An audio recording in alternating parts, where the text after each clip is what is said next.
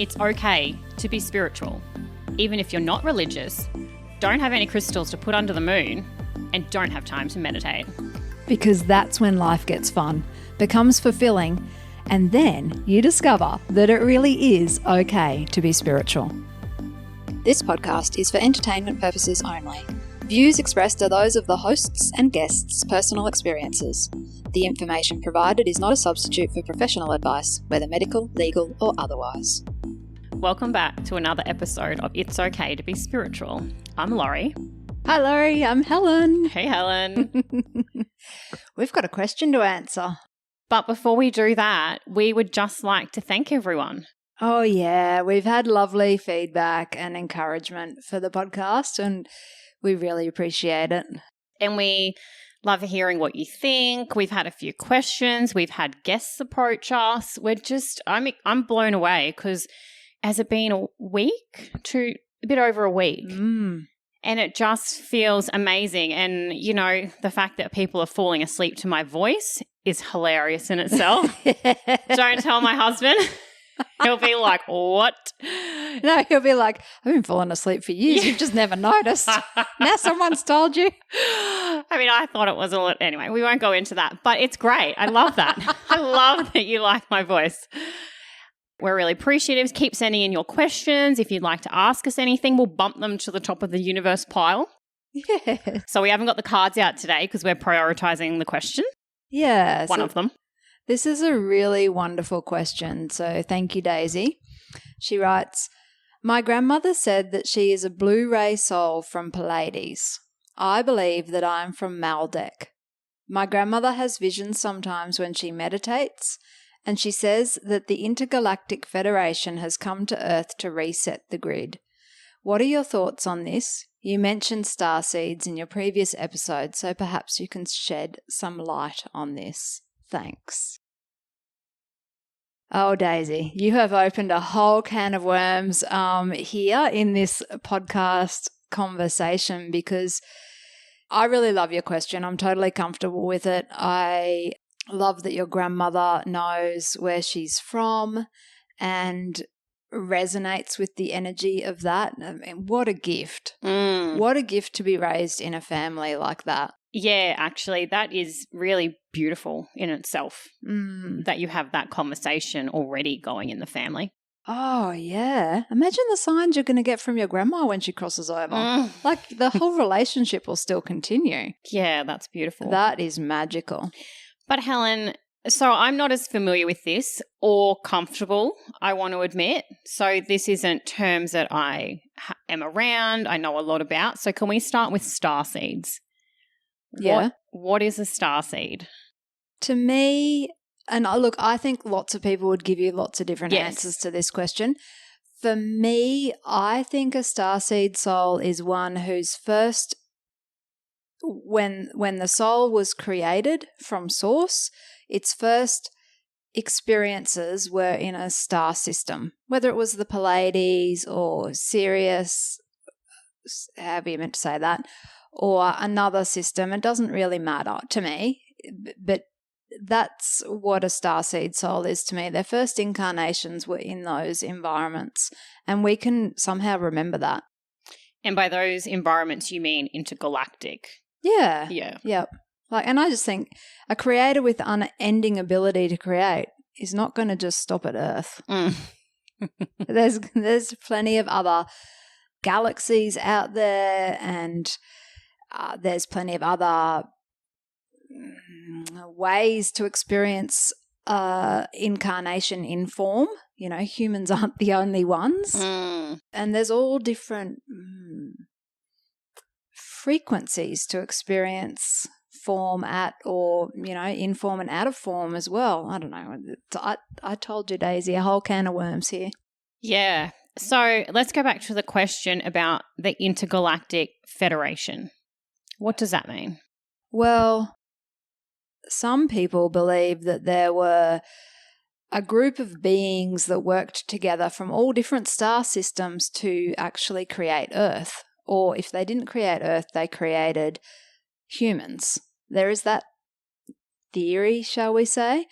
I've never needed to know the answer to that question, so I've never meditated deeply on it or read deeply about it in particular. But I do believe that the higher vibrational beings do work together to support Earth because we are a lower frequency planet. That's why duality is so strong, the duality experience, and the ego is so strong because that can only be strong in a lower vibrational environment. You know, archangels don't have ego. It's the vibration is too high for that to even exist. So I do believe there is a lot of support for Earth, and I do believe that there is an enormous, because we are part of a galaxy, you know, the planet's part of a galaxy, there is a bigger pattern or a bigger system that is unfolding in relation to the way the planet moves through the galaxy, and hence, you know, why you love astrology. And that's there is astrological linkages, I guess. How do we get onto astrology? I lost my train of thought. I don't know, but I do love astrology because I think it just makes everything make sense. That's how I see it. But if we go back, Intergalactic Federation resetting the grid. Now, you do, if you bounce around on the socials and TikTok and YouTube, you will see that there is a lot of Pleiadian, a lot of people are connecting to that, and they generally describe them as blue beings, right? Yeah, the blue can come in also in relation to Lemurian heritage. And I also think maybe Arcturian. So there's more. Yeah. I just thought I had it nailed with the one. But to me, there's not, like I said, I don't have an enormous need to know each individual one. I just know that they're a higher vibrational existence. And we're on the back of our John Edwards episode. So there was a question asked last night, and it was a similar thing about not resetting the grid, but, you know, like what was coming, or what was the plan, or what were the downloads that he was receiving about the future and what was going to happen, which is similar to resetting the grid, right? Yeah. I mean, I think it's undeniable there's an ascension going on. There's a rise in the frequency of the planet. Let's just talk about what ascension is. Well, to me, to keep it really simple, ascension is the rising vibrational frequency of the planet. One of the really nice ways it was explained to me a long time ago, and I think it stems out of the work from Greg Braden, was that when Earth moves as far away as she can from the center of the galaxy, we're the most removed from the center of our being. So that's the most egoic time, the most sort of horrendous, basically, time on Earth. And then as Earth moves closer and closer back to the center of the galaxy, we come closer and closer back to our true state of being. And that's what Earth is doing. She's getting closer and closer to the center of the galaxy, to our center. And so we are becoming more heart-centered, more in tune with our true state of being. And that is the ascension of the planet. And a really basic way to look at ascension is how many more people are aware of angel numbers. And even I went into Lavisa. I think another shop has them too. They're all selling angel number necklaces. Oh, cool. Yeah. And so that wouldn't have been there. Or maybe it was and I didn't see it. But I feel like there is a definite vibe, and ascension is what you're calling this vibe. You know, more people are aware of it. It's becoming more mainstream, I guess. There's social platforms now that are full of this type of information that maybe didn't have the ability to be there before. But even our language, like people are using the word love more. People are using the word connection more. People are talking about the need for stronger communities. People are talking about the way we impact each other more. Like even in an environmental sense, they're talking about how this affects this, affects this, affects that. Whereas, you know, before it was all about just how do we make the most money? Yeah. So that's a good way to look at ascension, actually, not so spiritually looking, but just looking at the changing practices and evolutions. And we are in the age of like the IT and the AI and all that. And when used in the right circumstances, that then will assist with this ascension. That effectively is what this question is about. Yeah. So whether you call it the Intergalactic Federation or whether you call it the archangels working together, like, I don't like to get caught up in those names. I just like to see clues of it happening in multiple different ways. So at the moment, I'm really loving the channelings brought through Sebastian Blacksley, and he channels, the one I'm reading at the moment is from Mother Mary. He's also channeled Jesus, and they're all talking about a support for Earth.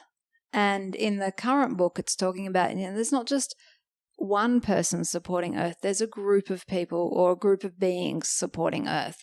So I just like to see this cluing through in different ways from different channelers, and that's a really Christian context. But if you go through, say, Barbara Marcinayak, who's really channeled the Palladians and written a lot of books on this topic and how to sort of embody the your Palladian heritage, then it's going to be said in a completely different language. So don't get caught up in the language, I'm saying. I'm just see it from multiple different sources and realize it's happening. Yeah. The other thing that Daisy raised in her question was Maldek. And I had to look it up, Daisy, what Maldek was. According to this article, Maldek was a planet in our solar system that no longer exists today. This planet harboured reincarnation cycles much like Earth does today, and Mars did in a remote past. Some of those who are incarnating on Earth have some memories in their Akashic Records of having had physical experience on Maldek. So whether this is true or not, like, I haven't researched this article, I don't know about the author. I do like that it points out that there are other places where there are reincarnational systems. So those beings on Earth who don't ascend have the opportunity to continue their life plan and their soul journey in those other reincarnational systems. And so Daisy, you could very well have had life experiences on Maldek. I feel like I've had life experiences in multiple different places. So, and that's totally fine. And do you feel they're intergalactic? Yeah, some of them do. Others feel very earthbound, and then others feel Lemurian, which is that ancient continent that no longer exists. Whereas, so I don't resonate with this topic so much because I feel very earthbound, and I feel when you look at like what I've done to date, I started as an environmental scientist and did a lot of work wandering around remnant pieces of bushland and lots of, undisturbed forests. And I grew up in the middle of the bush. So I feel I don't resonate with that so much, but I definitely have more of the earthbound connection. Which what makes these conversations so great, because you're always anchoring them in the physical experience. And I'm always like, oh, let's get into the love energy. Let's expand our energy, I think that's what makes it so fun, because we are meant to have these physical experiences. We are meant to ground our energy through the physical incarnation.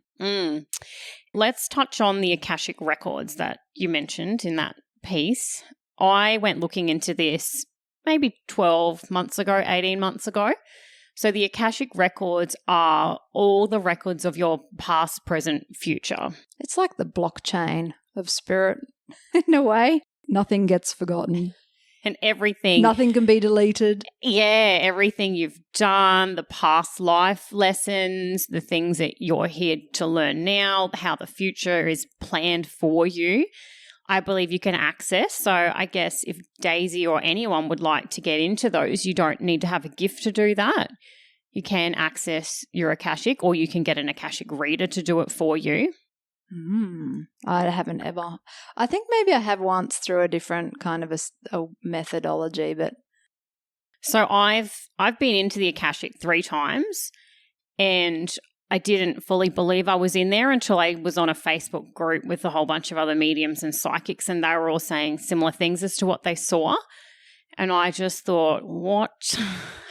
Maybe I wasn't making it up after all.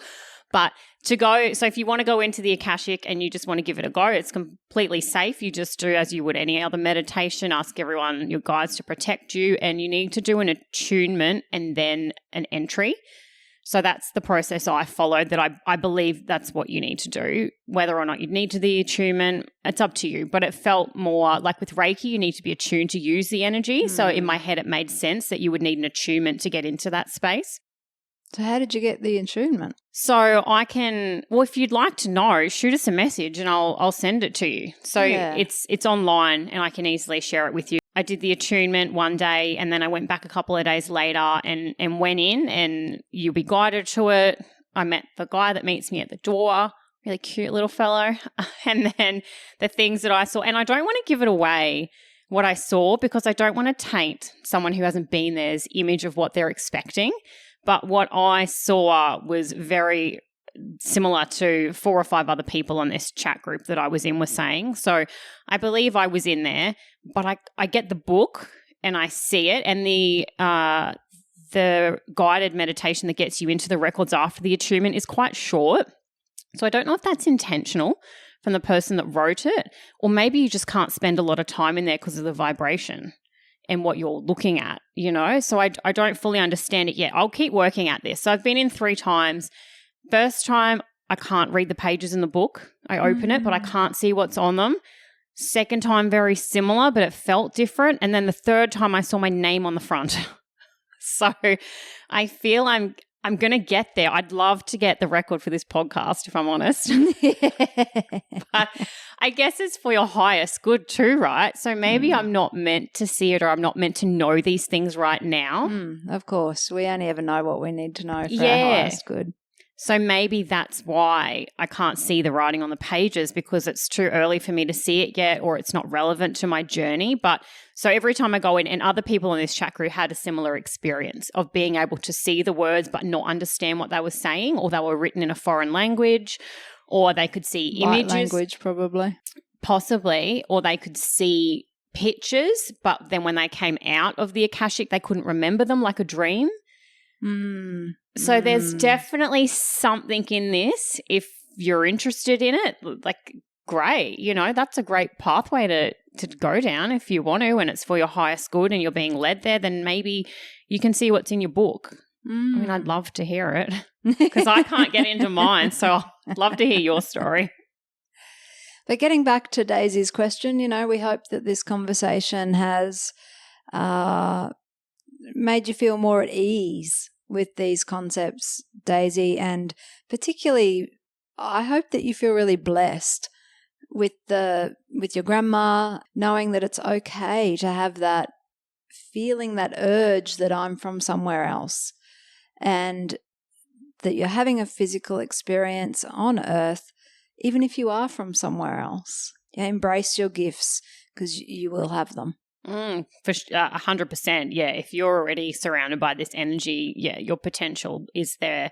And if these are the first times you've heard these phrases, not to worry. Yeah. Don't get bogged down in it. Don't need to go looking at it unless you're really drawn to it. It's just another part of this experience. And, you take what resonates and you leave behind what doesn't necessarily suit you right now. That's right. From our earthly perspective, we can see like a grain of salt, like one single grain of understanding of the whole. So, yes. And also, I just would like to point out that it doesn't matter where we're from. It doesn't matter that you feel like you're have more of an earth history. It doesn't make you or me any better than the other or anyone else. All souls are of equal value. Yeah, and we're all here to teach each other things, and that's the beauty in it. By having you and I on the couch, we have completely different perspectives and mindsets, and you see things completely different to me. So if we were all from the same place, we wouldn't get this deep of depth in the experience. No, but we can both have fun, and fun's the purpose of it all. So Yeah. And if you're not getting along with your family, just tell them that, you're obviously from a different place to me, so let's try and meet in the middle. So thanks, Daisy, and thanks, Lori. Yeah, perfect. Send in your questions. We'd love to hear them. Yep. Bye for now.